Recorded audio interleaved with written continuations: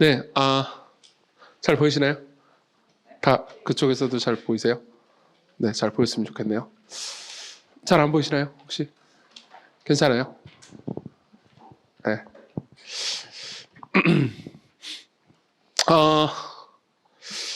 계속 영화를 하고 있죠. 모르겠습니다. 영화가 항상 마르지 않는 소재 같아요. 오늘은 그러니까 어떤 주제를 얘기할 거냐면 그러니까 사랑에 관한 이야기를 할 겁니다. 사랑에 관한 이야기를 할 건데 원수를 사랑한다는 게 뭘 의미하는지 한번 생각해 보려고 합니다.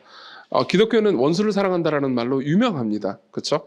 그리고 원수를 사랑하라는 말이 그러니까 기독교의 가장 중요한 그러니까 유명한 윤리이기도 하죠. 근데 그게 그러니까 말은 너무 멋있잖아요. 근데 이게 정확히 뭘 의미하는지는 사람들이 실제로 그 상황에 직면하기 전까지는 알기 어렵습니다.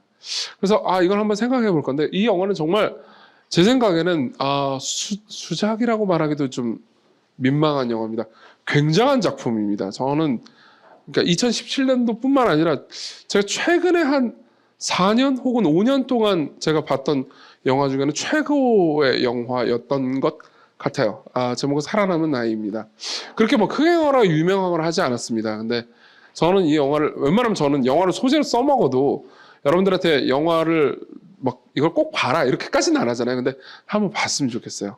그럼 오늘은 스포일러를 얘기하지 않을 겁니다. 대부분 얘기하지 않았지만 끝부분을 이야기하지 않을 겁니다. 그런데 여러분들이 끝부분을 이야기하면은 대단히 그러니까 끝부분까지 보잖아요. 그럼 굉장히 감동을 받을 거라고 생각해요. 사실 이거는 제 생각에는 이 감독이 기독교인도 아닌 것 같고요. 그리고 기독교적 모티프가 있지도 않습니다.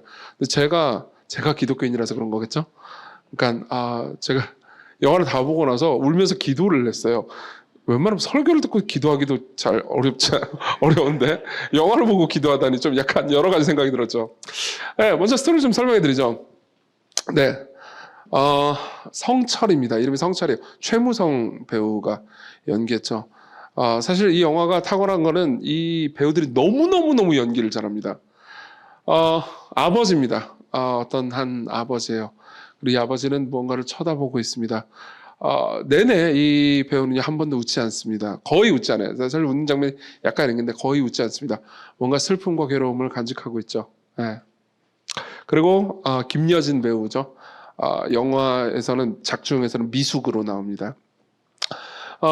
미숙은 엄마입니다. 예. 그 아까 성철의 아내죠. 그리고 이 수면제를 먹지 않으면 잠을 잘 수 없을 정도로 뭔가 정신이 불안합니다. 그러니까 둘 다 굉장히 불행하고 불안한 상태에 있는 거죠. 왜 그럴까요?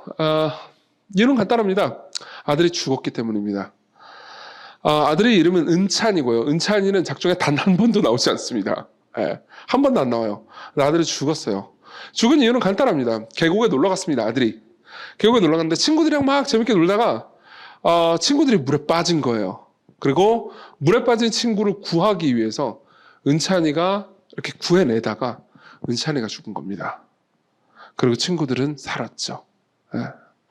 그래서 어떻게 됐냐? 국가에서는 의사자로 지정을 해주려고 합니다. 여러분 의사자가 뭔지 아십니까? 그러니까 이런 의로운 죽음을 죽은 사람을 이제 국가에서 의사자로 지정을 해줍니다. 의사상자 이렇게 지정을 해서 보상금도 많이 주고요. 그리고 뭐 감사패도 주고 이름을 기리죠.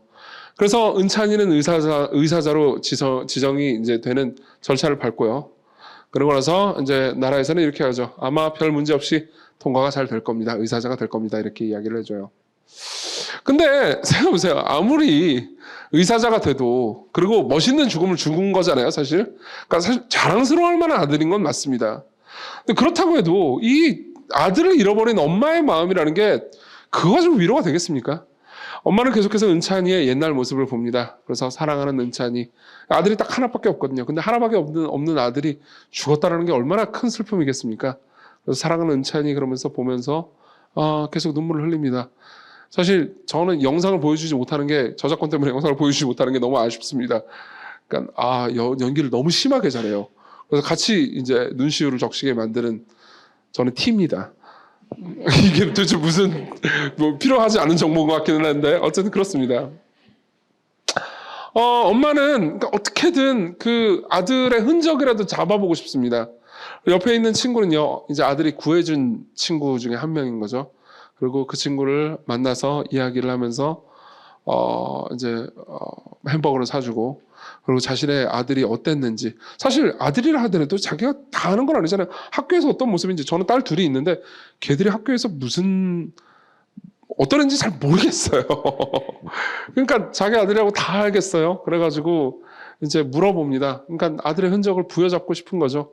그래서 아들이 어땠니? 이렇게 물어봅니다. 근데 왠지 아들이 구해준 친구는 싸늘하기만 합니다. 자, 이 친구도 아들이 구해준 친구 중에 한 명입니다. 또 다른 주인공이죠. 기현입니다. 기현이는 뭔가 철이 없어 보입니다. 예. 그리고 기현이와 더불어서 아들이 구해준 친구들은, 그러니까 약간 뭐라고 해야 될까요? 뭐 소위 불량 학생 이런 느낌입니다. 그러니까 굉장히 의아하죠. 은찬이는 왜 저런 애들을 위해서 죽었을까라는 생각이 들 겁니다. 아버지 입장에서는요. 그럼에도 불구하고, 그러니까 아들이 구해준 친구를 보면 마음이 짠할 수밖에 없지 않습니까? 그죠? 근데 저 아이들은 삶을 뭐 엉망으로 살고 있어요. 뭐 전체적으로, 그러니까 지금까지의 영화로 분위기로 봐도 그러니까 부모의 돌봄과 보살핌을 제대로 받는 사람들 같지가 않습니다. 그래서 이제 아버지는 성철은요, 이제 기현이에게 다가갑니다. 이제 기현이에게 네가 기현이지? 그리고 물어봐요. 그러고 나서 기현이는 아까도 말했듯이, 그러니까 다른 아이들이 그런 것처럼 좀 싸늘하게 대합니다.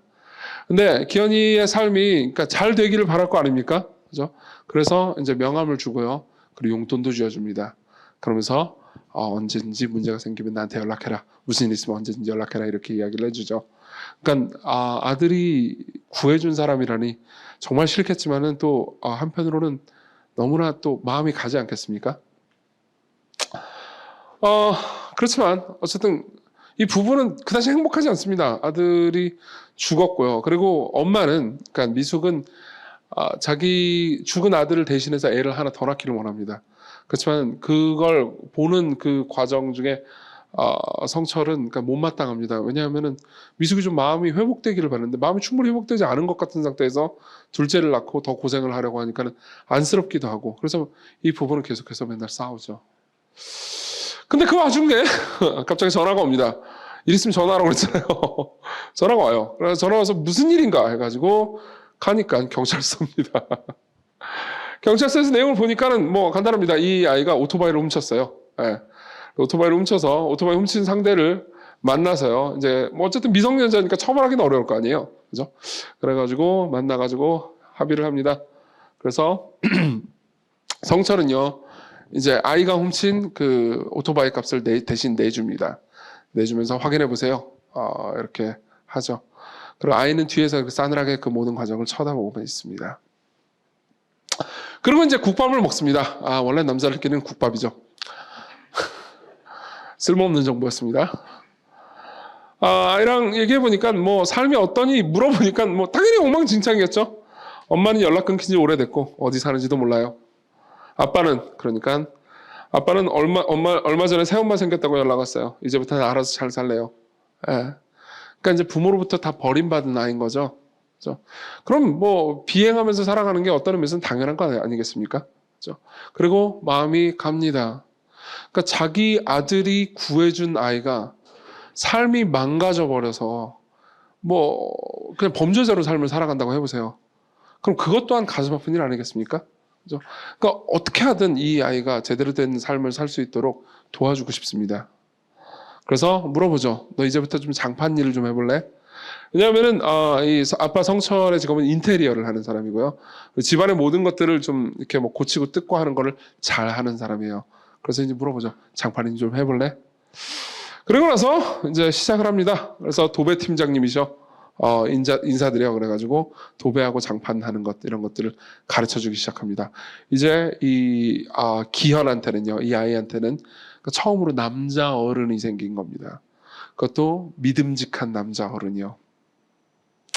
그리고 둘은 이제 서서히 친해집니다. 사실 여러분들도 마찬가지겠지만 모든 사람한테는 아버지가 필요합니다. 정확히 말하면 어떤 아버지냐면은, 그러니까 자기 일 잘하고 책임감이 있고, 그리고 가족들을 돌볼 수 있고, 가족들을 위해서 희생할 수 있는, 그리고 자기 분야에서, 그러니까 어쨌든 잘하든 못하든 돈을 많이 벌든 적게 벌든 기대고 의지할 수 있는 아버지가 필요한 법입니다. 그리고 기현한테는 이런 아버지가 없었죠. 예. 그리고 기현이는 이런 아버지, 비스무리한 존재를 처음으로 만나게 되고, 그리고 성철도요. 그러니까 기현한테 그런 아버지가 되어주고 싶습니다. 예. 그래서 이제 좀 꾸지람을 주기도 하지만 애정을 담아서 꾸지람을 주고요. 계속해서 기현의 삶을 보살펴 주죠. 그러면서 기현을 더 잘되게 해주고 싶어요. 그래서 도배사 자격증을 따도록 합니다. 그래서 서점에 가가지고 도배 기능사, 실기 문제, 뭐 해설집 이런 걸 사줘요. 그러면서 이제 앞으로의 삶을 열어주려고 노력을 합니다. 근데 그 과정 중에 이제 엄마인 미숙이 기현을 만나게 됩니다. 어떻게 하다 보니까 알게 돼요. 엄마는 기현을 아빠가 도와주고 있다는 것을 몰랐어요. 모르고 나서 이제 갑자기 만나게 된 겁니다. 그러니까는 이 아이가 자신의 자녀인 은찬이가 구해준 아이라는 것을 나중에 알게 돼요. 그리고 엄마는 분노하죠. 엄마는 분노할 수 없죠. 밖에 없죠. 이 장면은 그러니까 둘이 대판 싸우는 겁니다. 그러니까 내용은 간단합니다. 그러니까 나는 그 아이 받아들일 수 없다. 왜 그런 아이를 데리고 와가지고 잘해주냐? 그래서 화를 내는 거죠. 화내는 엄마의 마음을 여러분들이 이해할 수 있을 겁니다. 그렇죠? 그 녀석이 아니었으면 우리 찬이는 죽지 않았어 라고 말해줍니다. 그렇죠? 그 자식이 물에 빠지지 않았으면 우리 찬이는 죽지 않았어. 그러니까 아빠는 이렇게 얘기해주죠. 은찬이가 구해준 애잖아. 은찬이가 구해준 애잖아. 어쩌면요. 그 아이, 즉 기현이라는 아이는요. 은찬이의 목숨값입니다. 그렇죠? 그리고 은찬이가 자신의 목숨을 다 바쳐서 구해낸 아이가 망가지는 건 성철한테는 도무지 견딜 수 없는 일이겠죠. 하지만 죄송해요. 미숙의 반응은 차갑습니다. 나는 그의 꼴도 보기 싫어. 이렇게 하죠. 근데 보세요. 엄마는 감정적으로 더 격하게 반응하긴 하지만 사실은 이 엄마라고 해서 이제 극중에 보면 그렇게 모진 사람은 아닙니다. 이제 도배하고 있는 광경에 이 기현을 보게 돼요. 얏. 네. 그리고 기현은 이제 미숙이, 그러니까 엄마가요, 자기를 싫어한다라는 것을 본능적으로 압니다. 그래서 빵 사들고 이제 그 인테리어 하는데 그 인부들한테 나눠주려고 하거든요. 근데 이제 혼자 숨어요. 그래가지고 이제 묻습니다. 미숙이 기현한테 물어봐요. 야, 너 거기서 뭐 해? 그러니까 아줌마가 저 싫어할까 봐요. 이렇게 대답을 해요. 그래서 빵을 줍니다. 한 개 가져가니까 한 사람 앞에 2개씩이야. 이렇게 얘기해 주죠. 그리고 점점 이제 정을 붙이기 시작해요. 그 과정 중에서요, 진은찬, 그러니까 이제 성철의 아들인 죽었던 그 은찬이는 의사자로 지정이 됩니다. 근데 의사자로 지정이 돼가지고 뭐 보상금을 받든 뭐 어떻게 되든 그게 뭐 위로가 되겠어요. 그래서 보상금은요 학교에 전부 다 기부해 버립니다. 그리고 둘만 남게 되죠. 근데 완전히 둘만 남은 건 아니었습니다. 이때부터 점점 이제 이 둘은요, 그러니까 조금씩 그러니까 활기를 찾게 됩니다. 왜 활기를 찾게 됐을까요? 그들의 삶에 들어온 기현이라는 존재 때문이었어요. 기현이가 싫죠. 미숙이도 기현이가 너무 싫습니다. 그렇지만 자꾸 정이 가는 걸 어떻게 하겠습니까? 그죠? 그래서 한 번은 이제 미숙이 병원에 입원하거든요. 근데 기현이 죽을 들고 찾아와요. 죽을 들고 찾아가지고 아줌마 아프실까 봐가지고 왔어요. 그래요. 예, 그리고 이때쯤 처음으로 이제 돈을 벌거든요. 기현이가. 생각해보세요. 자기 힘으로 제대로 돼서 돈을 벌었다. 얼마나 뿌듯하겠습니까? 그리고 그 돈을 가지고 자기를 별로 안 좋아하지만 자기를 사랑해 주고 있는 것 같은 미숙을 찾아가가지고 죽만 놓고 나가려고 합니다. 예. 내가 계속 있으면은 아줌마가 불쾌할 것 같아가지고 나갈래요. 그러면서 이제 죽만 놓고 나가는데 이제 미숙은요 그러지 말고 좀 앉으라고 합니다. 그리고 대화를 하고요. 둘은 또 친밀감이 쌓이죠. 보세요. 새로운 대한가족의 탄생이죠. 그래서 미숙은 기현을 받아들입니다. 저는 이 부분에서 저는 T입니다. 근데 눈물이 터졌습니다. 받아주고 안아주게 되죠.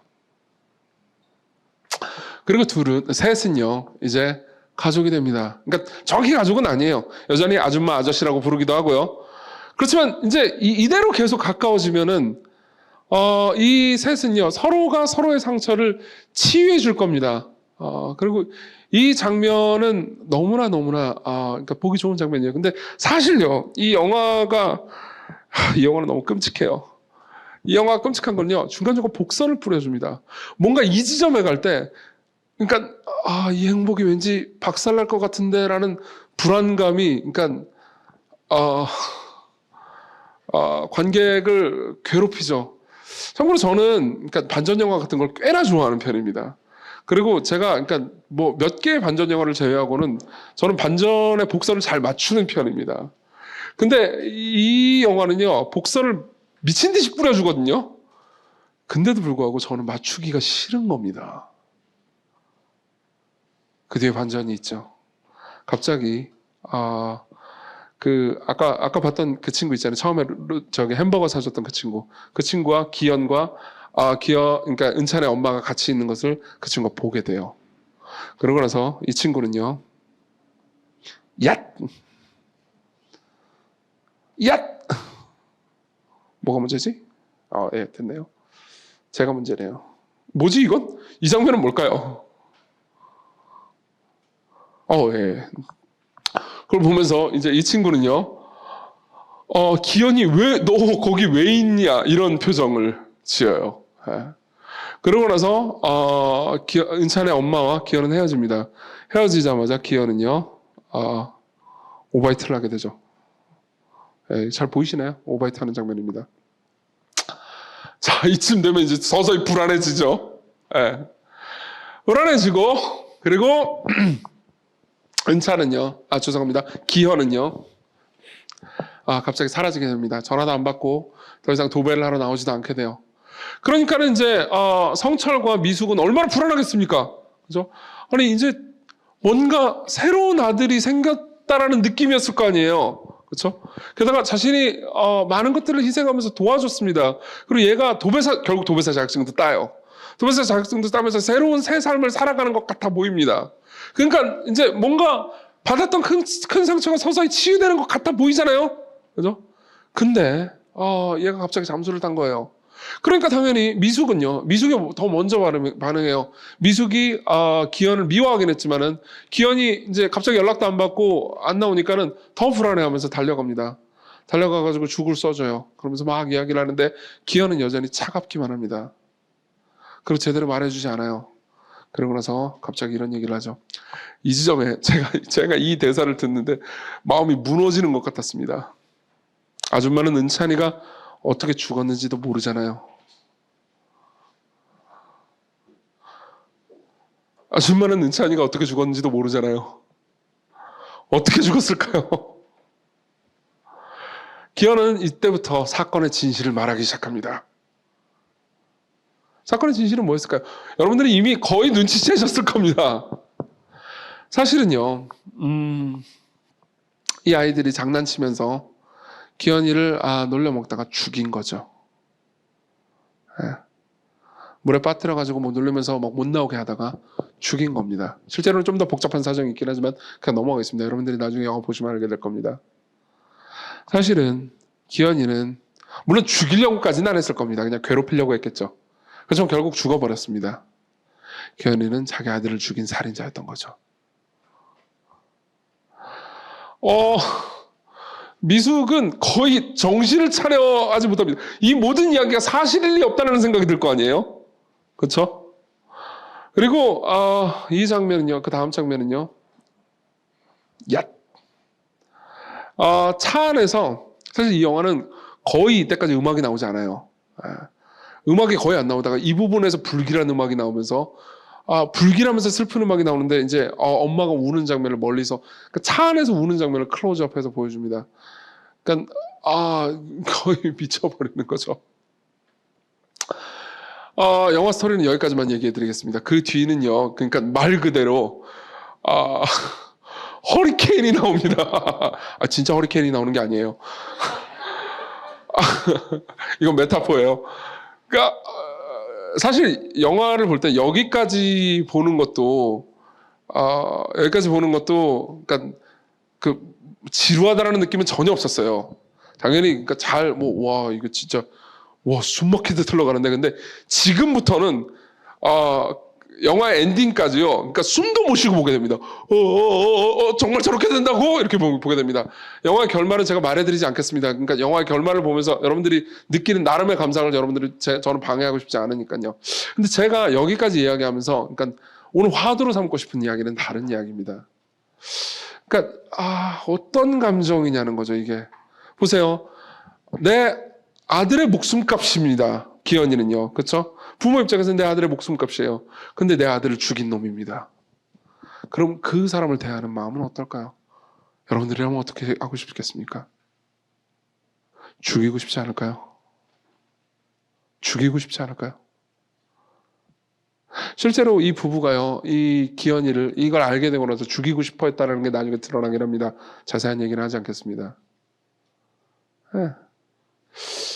영화 평론가 중에서요, 이 영화를 평론한 거의 없다라는 평론가가 있습니다. 그 사람이 여기까지의 내용을 하면서 이런 평을 내립니다. 기현은 끝까지 거짓말을 할 수도 있었을 겁니다. 기현이가 은찬 부모에게 했던 말과 행동은 기만이 아니라 진심이었어요. 보세요. 다른 친구들은 나중에 보면요. 다른 친구들은 끝까지 입을 다뭅니다. 끝까지 뭐 그냥 우리를 구해주다 죽인 거지 죽인 거 아니다 이렇게 얘기해요. 기현이만 오직 진실을 얘기해 줍니다. 그럼 왜 기현이만 진실을 얘기해 줬을까요? 네. 당연히 그 부부가 자기에게 보여준 사랑을 견딜 수 없었기 때문일 겁니다. 그렇죠? 그 부부가 자기 아들이 나를 대신해서 죽었다라는 사실 때문에 나에게 애정과 사랑을 보여준다는 사실이 견딜 수가 없었겠죠. 그렇죠?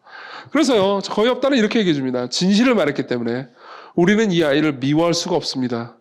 하지만 진실을 알았기 때문에 용서할 수도 없죠. 그렇죠? 여러분 생각해 보십시오. 이 부모가 이 기현이라는 친구를 볼 때의 마음이 어떻겠습니까? 사랑을 해버렸어요. 그죠? 피크닉까지 가면서 막 음식도 상추 싸가지고 먹여주고 그런단 말이에요. 이건 사랑하는 사람이 아니면 나올 수 없는 행동이겠죠. 사랑을 해버렸는데 미워하게 됐습니다. 보세요. 우리는 복합적인 감정이라는 게 뭔지 압니다. 누군가를 그냥 미워하지만 않고 그냥 사랑하지도 않고 그래서 우리는 애증이라는 단어를 알고 있죠. 그러니까 너무너무 밉고 죽이고 싶은데 이미 사랑을 해버린 겁니다. 그래서 죽일 수만은 없게 된 상황이 있습니다. 그걸 어떻게 해석해야 될까요? 그걸 어떻게 바라봐야 할까요? 자, 제가 이 영화를 화두로 들고 나온 데는 이유가 있습니다. 여러분들은 기독교인이든 기독교인이 아니든 기독교의 이야기가요. 그러니까 죄인들을 사랑하신 하나님 아버지의 이야기라는 것을 알고 계실 겁니다. 그리고 자신의 아들을 보내서요. 예수 그리스도를 보내서 죄인들을 위해서 십자가에 못 박혀 죽게 하시고 부활하시고 그로 인해서 죄인들이 용서받을 수 있다라는 이야기라는 걸 알고 계실 겁니다. 그리고 보통 우리는 하나님에 대해서요. 그분이 인격과 생각과 감정과 의지를 가진 존재라고 생각하지 않습니다.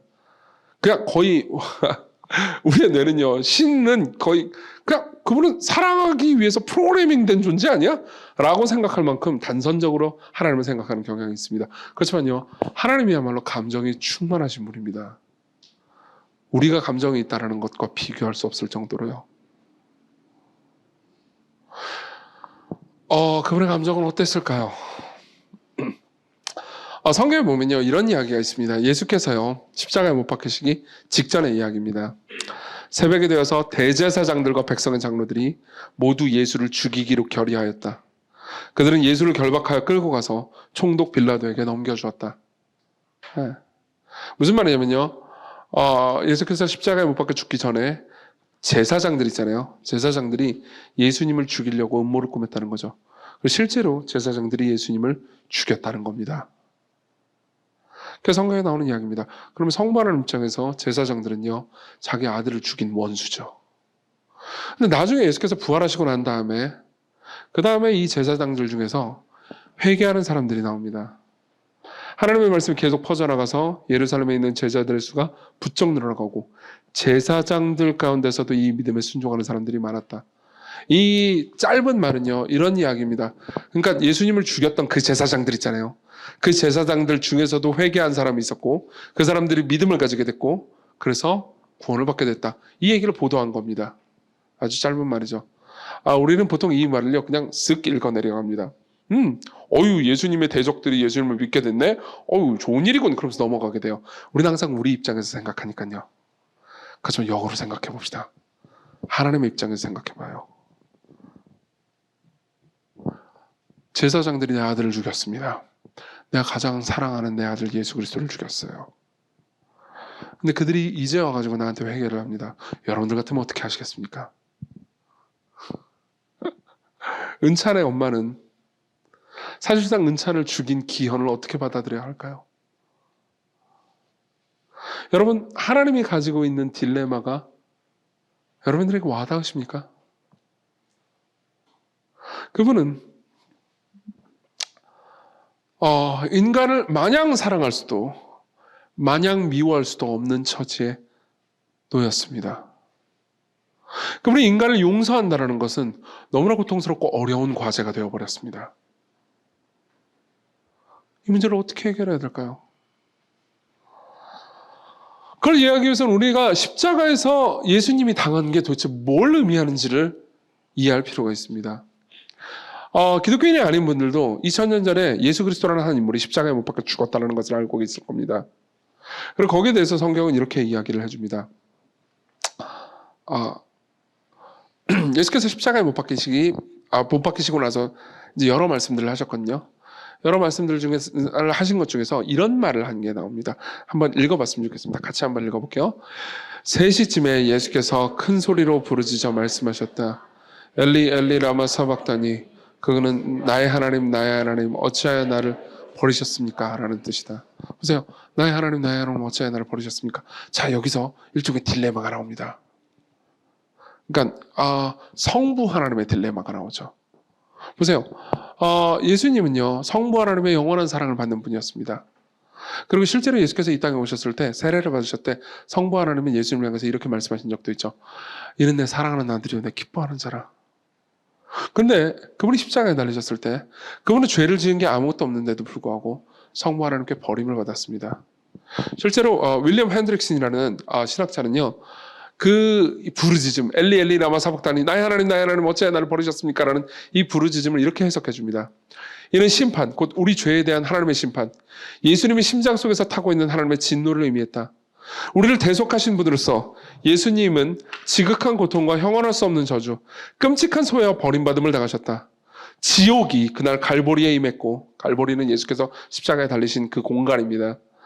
구세주는 예수님은요, 바로 그 지옥으로 내려가셔서 우리를 대신하여 공포를 감당하셨다. 자, 우리는 하나님의 진노라는 말을 듣습니다. 많은 사람들이 이렇게 생각할 수 있습니다. 하나님 왜 진노해? 사랑해야 되는 거 아니야? 왜 화를 내? 하나님은 사랑이잖아. 근데 생각해보세요. 아까 우리가 봤던 그 영화에서 성철과 미숙과 엄마 아빠요.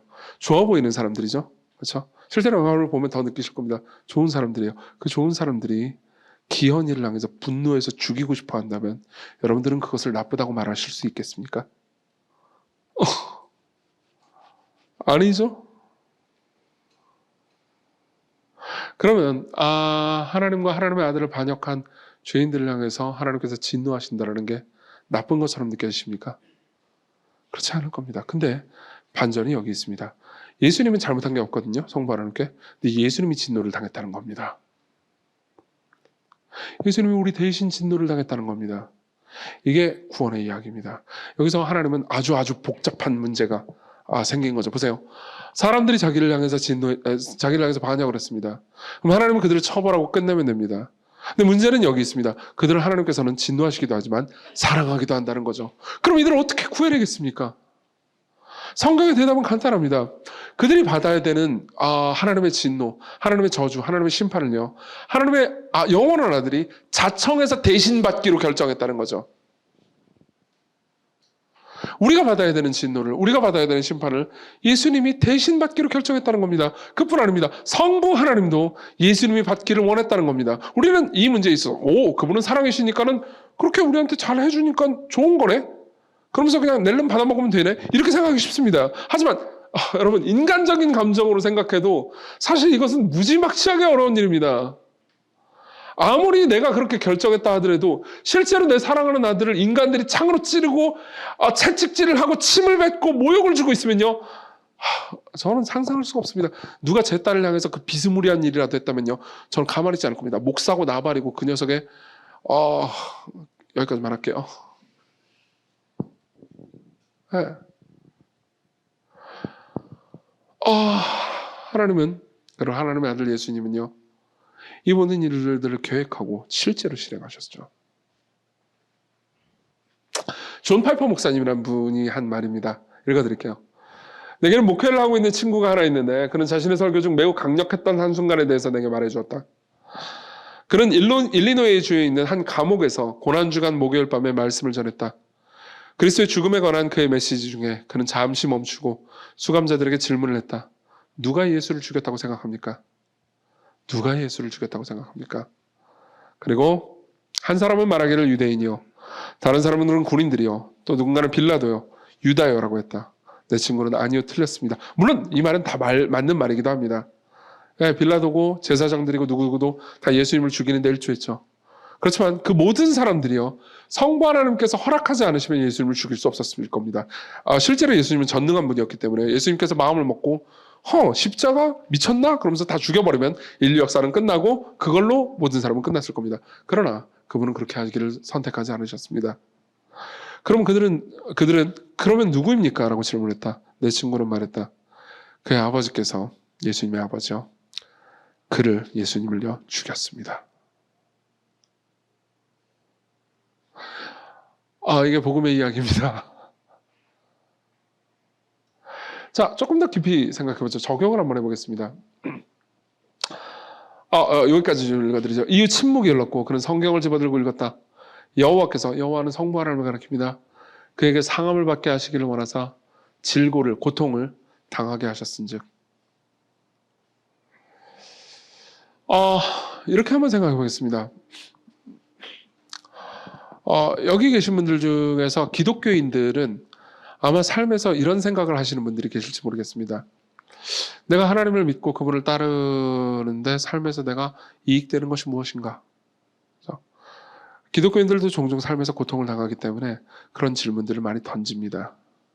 그럼 제가 여러분들에게 던지고 싶은 질문이 있습니다. 그러니까 이건 스스로 한번 잘 생각해 봤으면 좋겠는 질문입니다. 하나님이 여러분들을 사랑한다라는 것을 입증하려면 뭘 해주면 입증할 수 있을까요? 여러분들이 기도하는 걸 즉시 응답해주면 입증해 줄 수 있을까요? 여러분들이 여러분들이 지금 당하는 고통을 빨리 없애버리면 하나님께서 여러분들을 사랑한다는 걸 입증해 줄 수 있습니까? 성경은 다른 방식으로 얘기해 줍니다. 자기 아들을 아끼지 아니하시고 우리 모두를 위하여 내주신 분이 어찌 그 아들과 함께 모든 것을 우리에게 선물로 거저주시 않으시겠습니까? 성경은 이런 식으로 입증합니다. 내가 너에게 아들을 주었다. 내 가장 사랑하는 존재. 그럼 그걸로 충분하지 않느냐?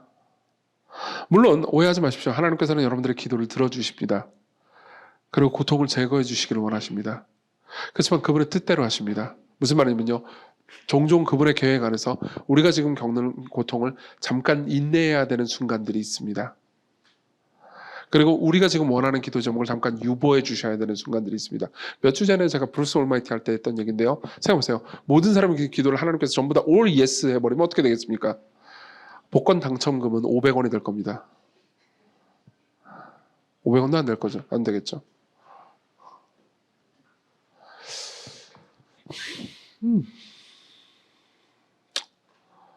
그분은 여러분들에게 이미 입증하셨습니다. 그리스도인들이요.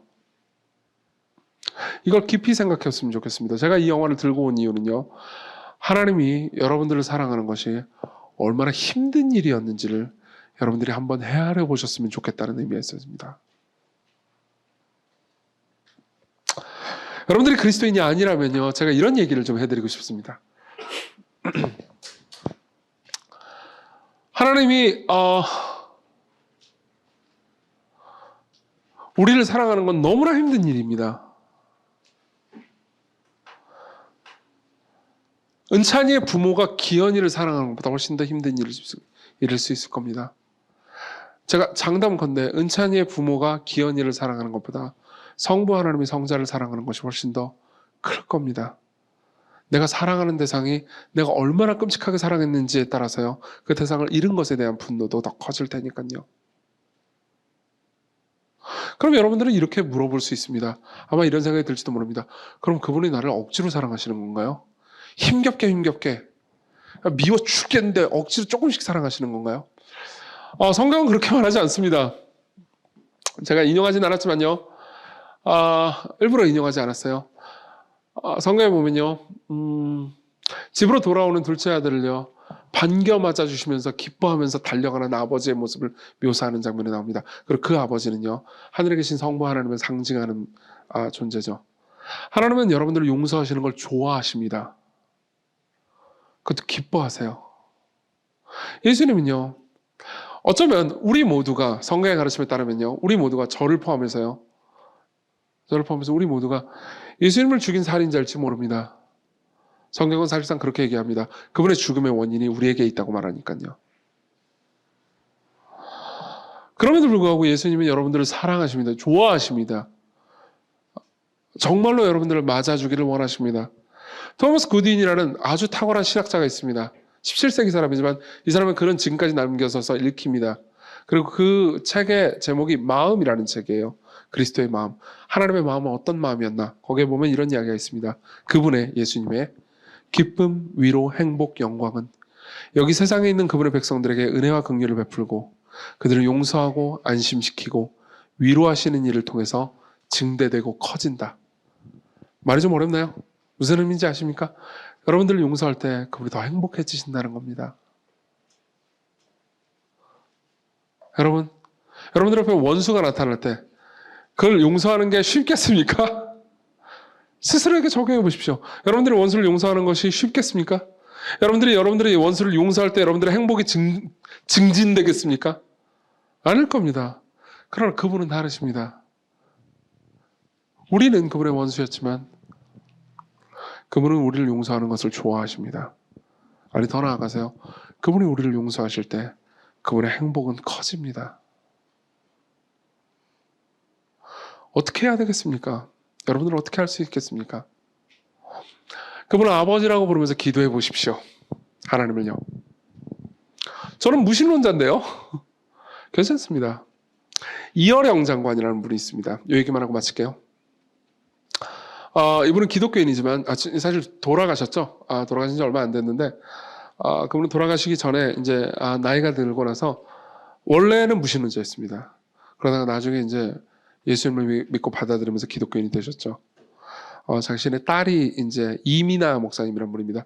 딸이 회심하고 예수님을 믿게 됐고, 그리고 딸의 영향으로 이제 기독교인이 됐습니다. 근데 원래는 아주 호전적인 무신론자였습니다. 그리고 이어령 장관이요, 쓴 기도문이 있습니다. 그 기도문의 제목이 되게 재밌어요. 한 무신론자의 기도. 무신론자가 왜 기도를 합니까? 근데 거기 보면 이런 이야기가 있습니다. 들어보십시오. 당신을 부르기 전에는 아무 소리도 들리지 않았습니다. 당신을 부르기 전에는 아무 모습도 보이지 않았습니다. 하지만 이제 아닙니다. 어렴풋이 보이고 멀리에서 들려옵니다. 누가 저한테 묻더군요. 무신론자의 기도도 하나님께서 들으시나요? 여러분, 신자라고 해서 꼭 기도를 들으시는 것도 아닙니다. 마음을 주께 드려보십시오. 그리고 여기 계신 분들 중에서 기독교인이든 기독교인이 아니든 여러분들을 사랑하시는 아버지의 사랑을 깊이 생각해 보십시오. 그리고 그것이 얼마나 고통스러운 일이었는지를, 그리고 그럼에도 불구하고 얼마나 그 일을 그분이 기쁨으로 감당하셨는지를 생각해 봤으면 좋겠습니다.